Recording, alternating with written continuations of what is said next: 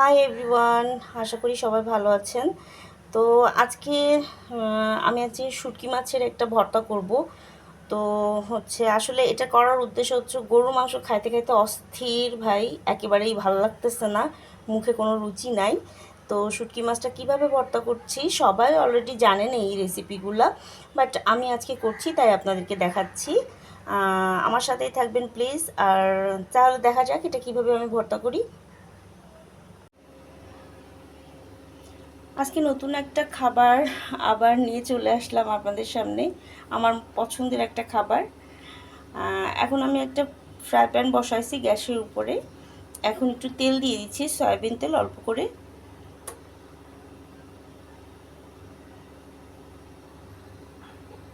এখানে আমি 1 স্পুন থেকে একটু বেশি দিয়ে দিয়েছি। এখন দিয়ে দিচ্ছি পেঁয়াজ আর ঝাল।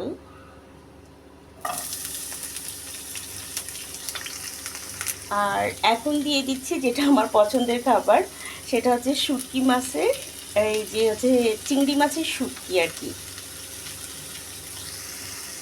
আর এখন অ্যাড করে দিচ্ছি অল্প পরিমাণে একটু লবণ। এবার আমি এটাকে সুন্দর করে ভেজে নিব।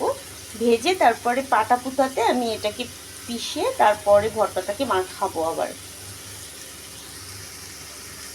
আমি চিংড়ি মাছটাকে সুন্দর করে পেঁয়াজ আর ঝাল দিয়ে ভেজে নিয়েছি ব্রাউন কালার করে, দেখতেই পাচ্ছেন। এখন আমি এটাকে শিলনোড়া দিয়ে সুন্দর করে পিষে নিব।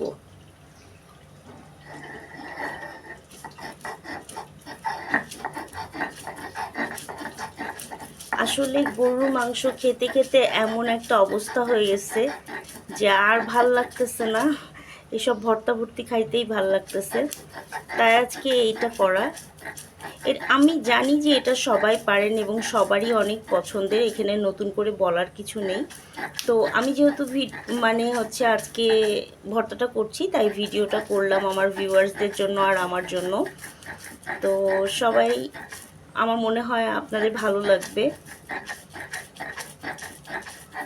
তো আমি ভর্তাটা হয়ে গেলে আপনাদেরকে দেখাচ্ছি। দেখতেই পাচ্ছেন আমার বাটাটা একদম কমপ্লিট হয়ে গেছে। এখন আমি এখানে একটু সরিষার তেল অ্যাড করে দিব, দিয়ে এটা সুন্দরভাবে মেখে নিব।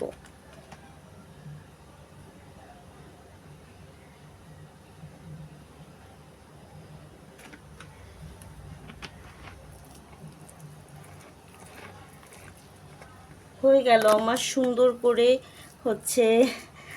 চিংড়ি মাছের, শুটকি মাছের চিংড়ি ভর্তা।